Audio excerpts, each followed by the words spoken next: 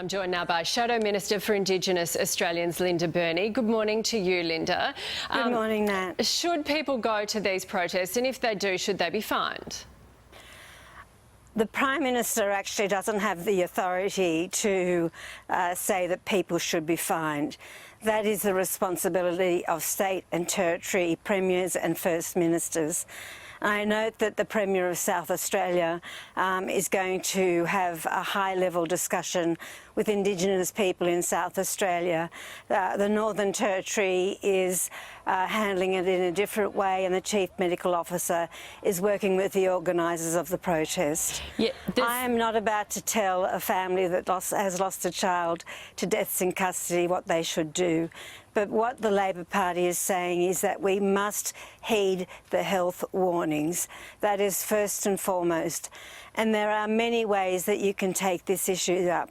Some people will decide that they will protest, and that's their decision. But dialogue is also required. You can talk to family, you can talk to friends, you can talk to work colleagues. There are many ways to pursue this issue. Yeah, because I think the New South Wales Court has said it is a prohibited public assembly. We've got New South Wales Police saying they have the authority and they will arrest people and they will fine people. We saw the Deputy Commissioner yesterday saying, we don't want to do this, but we will follow the rules. Well, that is the decision of the New South Wales Government and the New South Wales Police. I think there are two different rallies we're talking about in Sydney, one tonight that's planned for Black Lives Matter, and I understand a refugee one on Saturday. Yeah. My point is that for people to think carefully about what they decide to do. It is not up to me or anyone else to tell people what to do, but to heed the health warnings and think about what the issues are here. And that's what I would like the media to also focus on. It's not do you or don't you.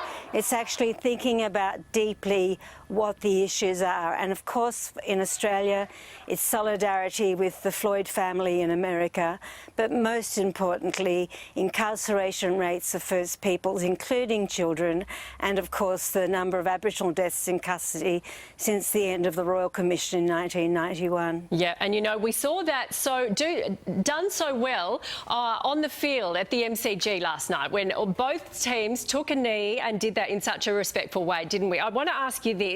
There's also been a backlash against the Prime Minister for comments that there was no slavery in this country. He's been accused of being ill-informed and ignorant. What do you say to those comments? Well, he is patently wrong, Natalie, and there are very real examples of slavery that have existed in the past in Australia.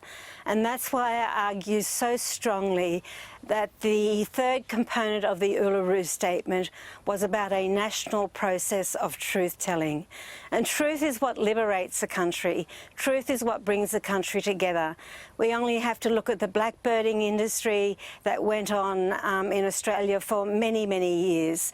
Families like the Belair families, many Kanak families here in Australia, Lola Forrester and many others. And of course there were the Malay people that were brought down as indentures labour for the pearling industry, and in fact stolen wages of the stolen generations, where people were put out to work without consent and without any say. Yep, there is a big history there, isn't it? Linda Burney, thank you very much for your time this morning. Thank you so much.